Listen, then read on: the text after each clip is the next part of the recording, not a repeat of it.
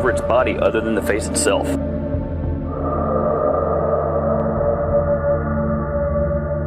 There are, in fact, 4 different types of, what we think of as Sasquatch or Bigfoot.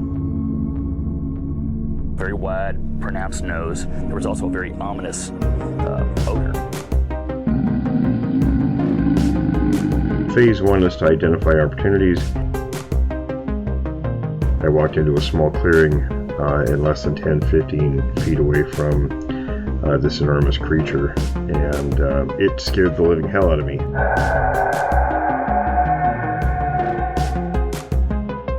Phase 2 is conducting investigations both of witnesses and locations. The size of the thing, it was 4 or 5 feet across the shoulders.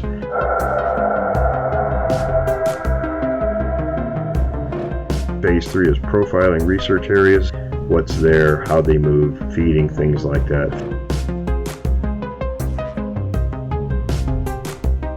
About 8 feet tall, I guessed around 800 pounds. It was massive.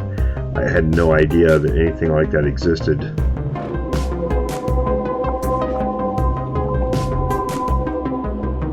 Phase 4 is create an intercept plan.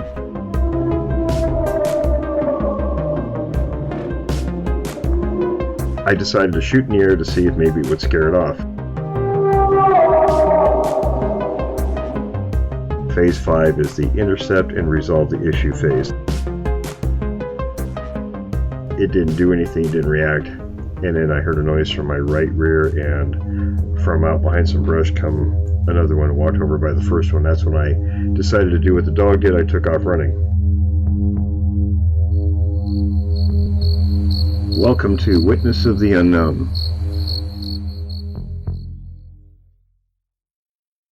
Hello everyone, I'm speaking with Damon today. Damon, how are you? I'm good, how are you? I'm good.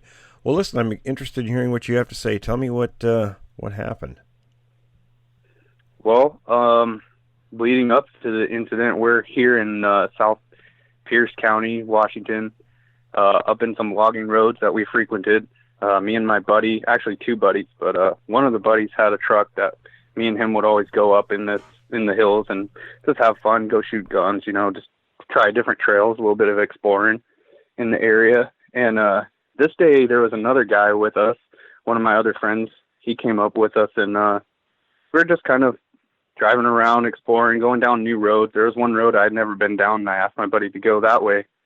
We're in a small Geo tracker, little 2-door kind of wannabe Jeep, and I was in the back, one of my 2 buddies in the front, and we were driving around, and like I said, we hit a road that I'd never been on before, and we just kind of kept going and kept following it.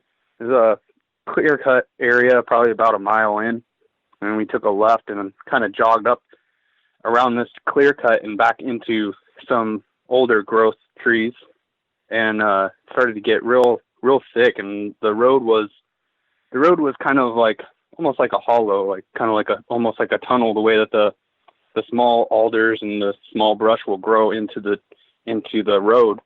And there were small saplings growing out of the road, so we knew that nobody had really been up there in a long time.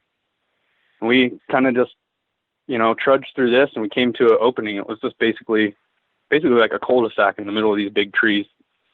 I think it might have been an old logging landing or something.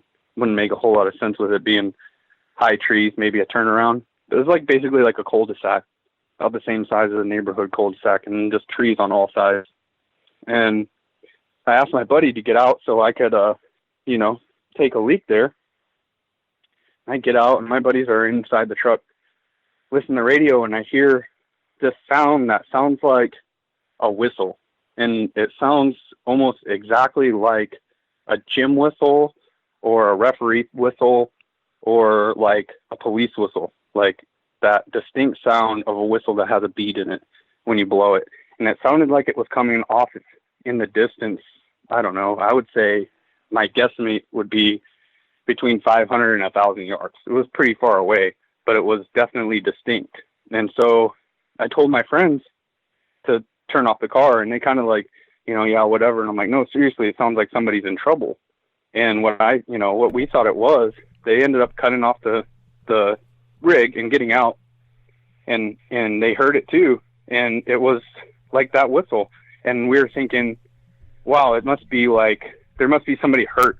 That's basically what we're thinking. I'm thinking it's like a survival whistle or something, like maybe somebody's out there that's been hiking and they, you know, broke their leg, or somebody's stuck out there, somebody's in trouble in the woods. And so we started hollering out to them and honking the horn, because we're thinking maybe somebody heard the truck and they're trying to get help.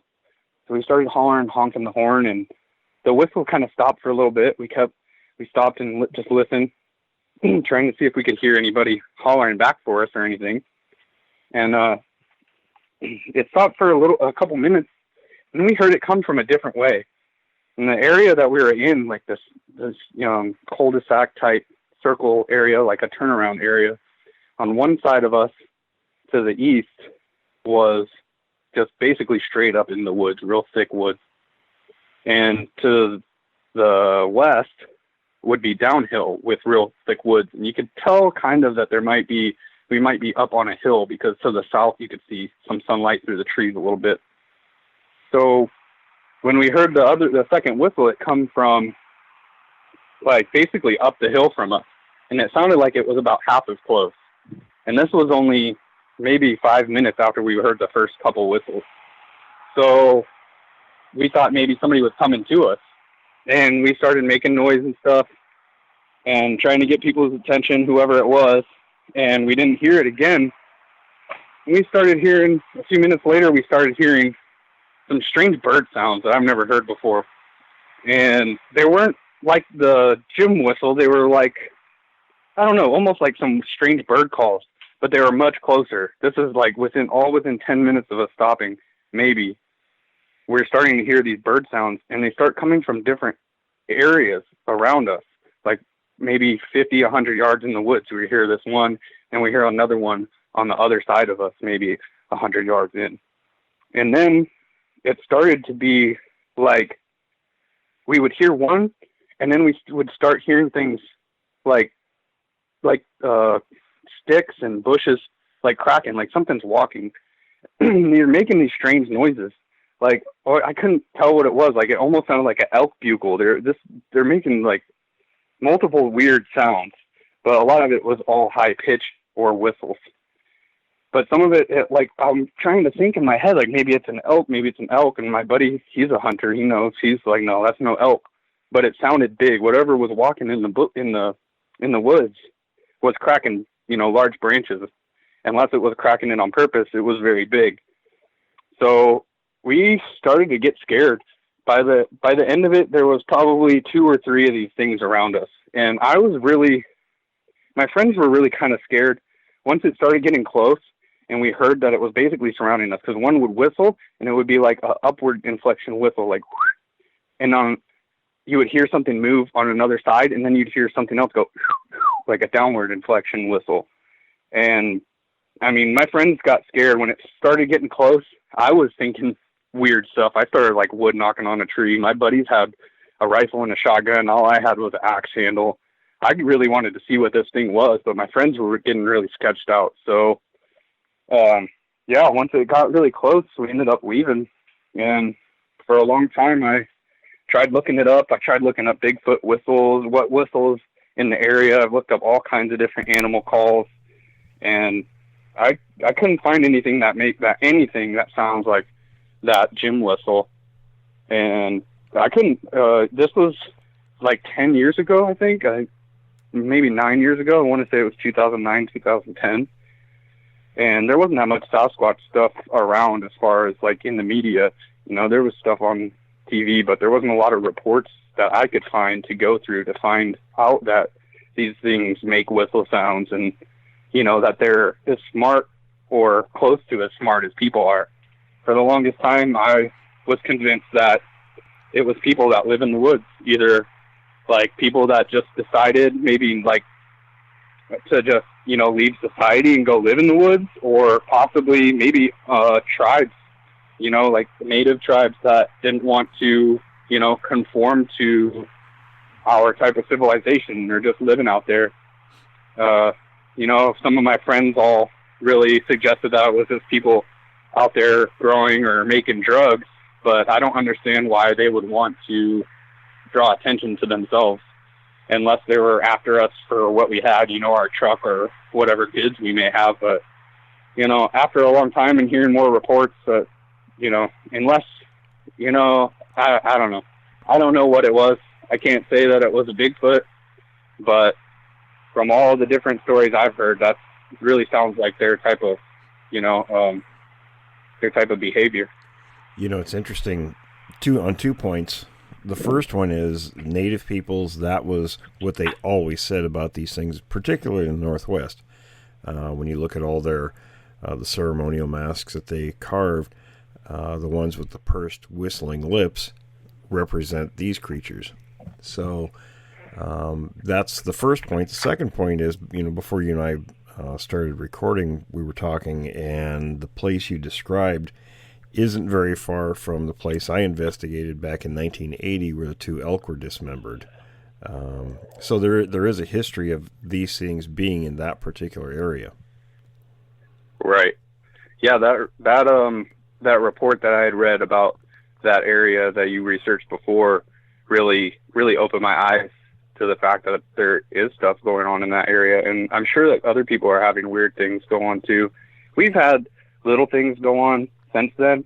I moved out of the state for about 5 years recently, or not close to around that time, and I've recently moved back for the last 2 years. And just in the last few months, I've got my first 4-wheel drive vehicle, and we go up there all the time for day trips. And there's weird stuff. I'm not the kind of guy that will say every sound is a Bigfoot, but I'm definitely more aware when I'm out there because, man, I don't know. It's crazy to think that there's big old people. And that's basically what I think, my idea of it. I can't say for sure. I've never seen one.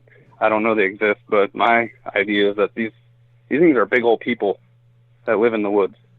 I don't know, the last time I was up in that particular area was probably 2001, 2002, when actually the timber started growing back, because they logged that area pretty heavily back in the 70s and 80s. And I actually found some territorial markings of these creatures up there, so I knew they were still in the area.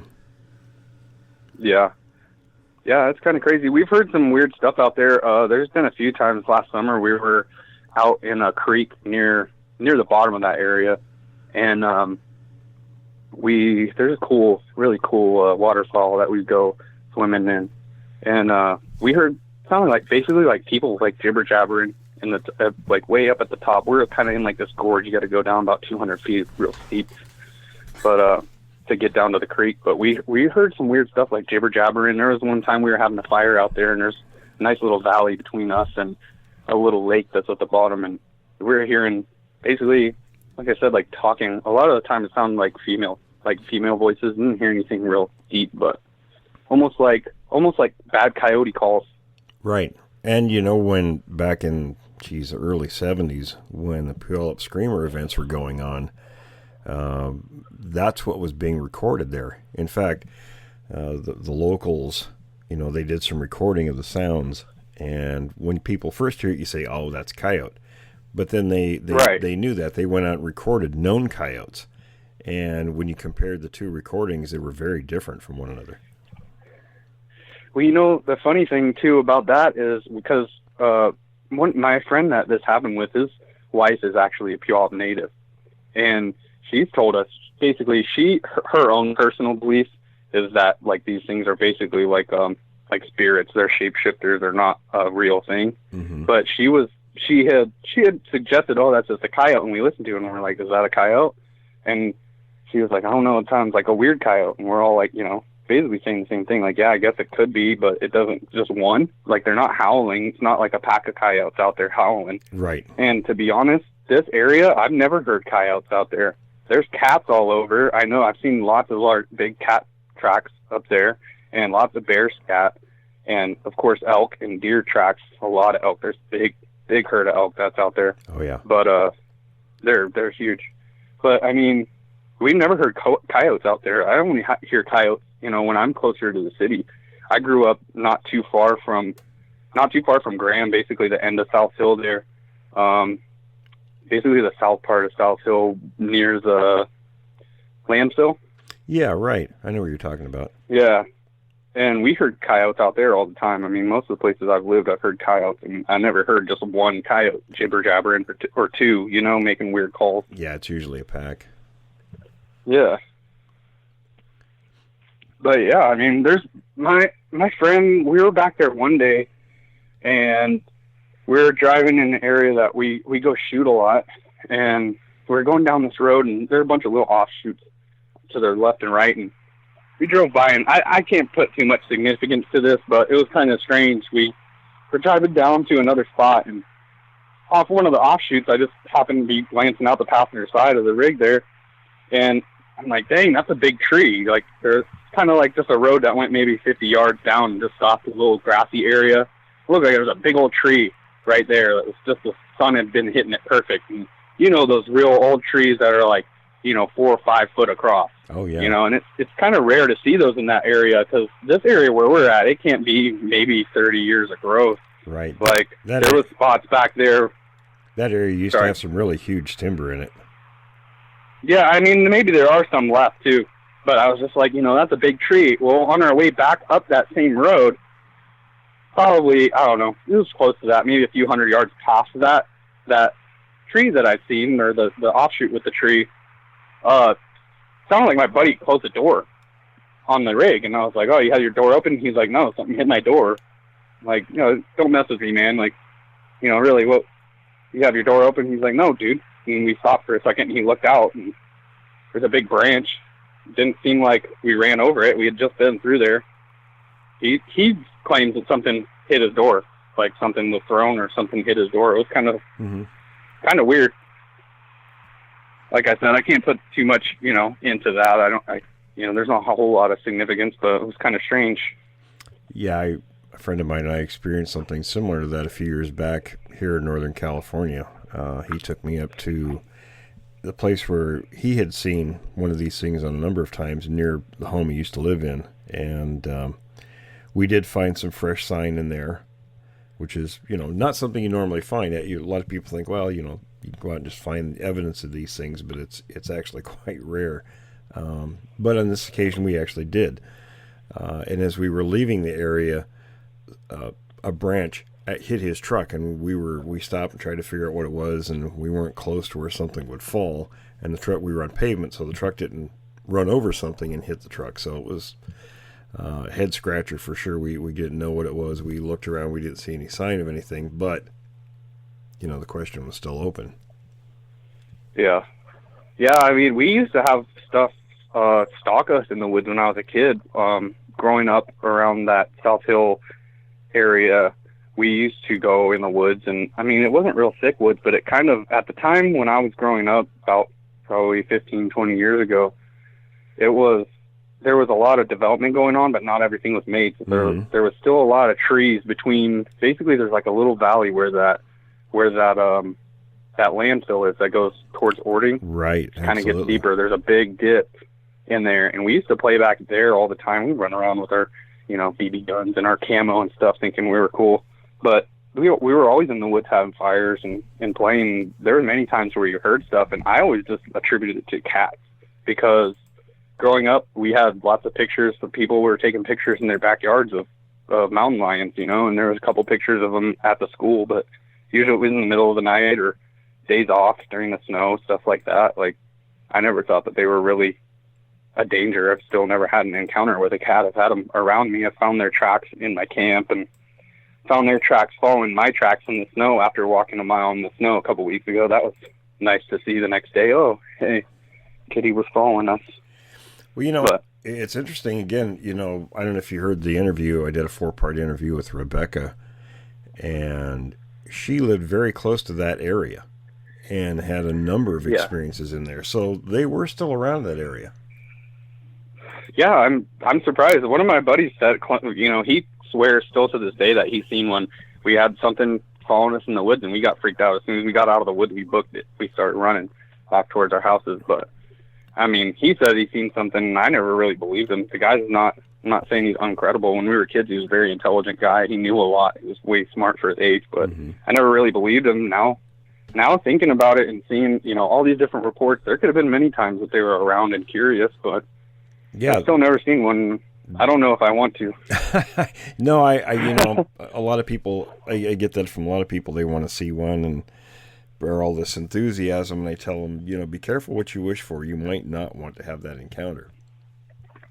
Yeah, in my view too, I've heard a lot of the reports, and especially in the South and stuff, of them being more aggressive, and I don't think that they're anything to mess with.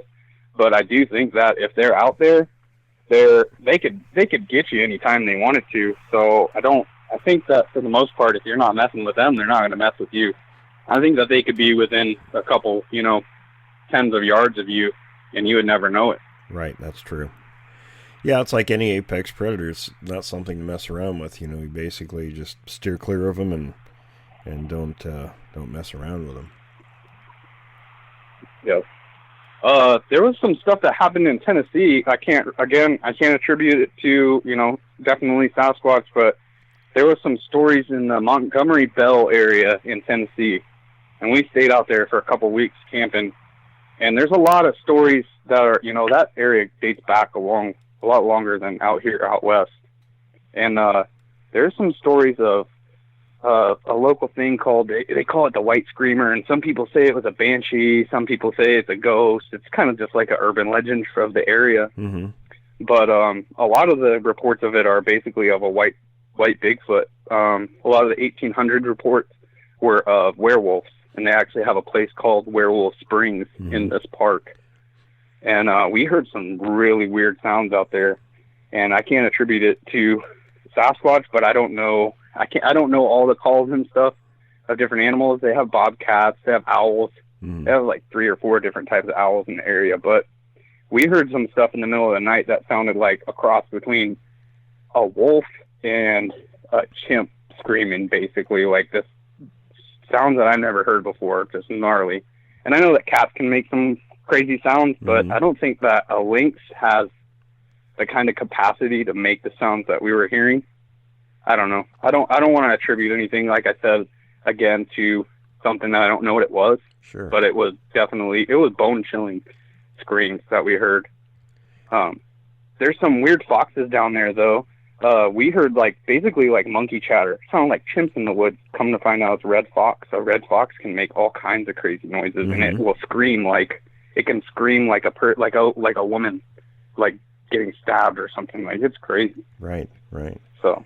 Yeah, you kind of have to know animal noises to differentiate. One of the things, though, I know with these creatures, if you're close enough, is the sheer volume. And I heard one time, and I've mentioned this before, up on the Quinault Peninsula, we heard one, and it was only maybe a couple hundred yards from us, and it was extremely loud. There was no doubt that it was one of these things by the sheer volume of it. Right. Yeah, that's crazy, man. I'm glad I haven't heard that many, gnarly sounds in the woods in Tennessee. It was kind of out of my element, so it was easier for me to attribute it. If I had heard the same sound up here, I would say it's nothing can make that sound. And some of them other stories, I think a lot of them, and even native peoples, and I was kind of schooled by this on an elder, a Haida elder one time. He said it really depends on right down to an individual's experiences, how they view this and talk about it. So I think a lot of people way back, especially during the time when settlers came in different parts of the country, would see something and then try to attribute it to whatever they thought or believed. So I think a lot of things got attached to these things because they didn't know how to describe what they were seeing. Right. Yeah, I've always been interested in what the natives think around here. I have a great respect for the native people, and I'd love to be able to talk to them, somebody about it. But like you said, it is very, very subjective. I have someone I can contact you with who had an incredible encounter. And I actually have it in one of my books, and I interviewed him years ago. But I'll link you up with him, and you can talk to him. He's an interesting guy. Yeah, that'd be awesome. I appreciate that. We had some kind of funky experience up there again this year, just near the area where we were surrounded by whatever it was.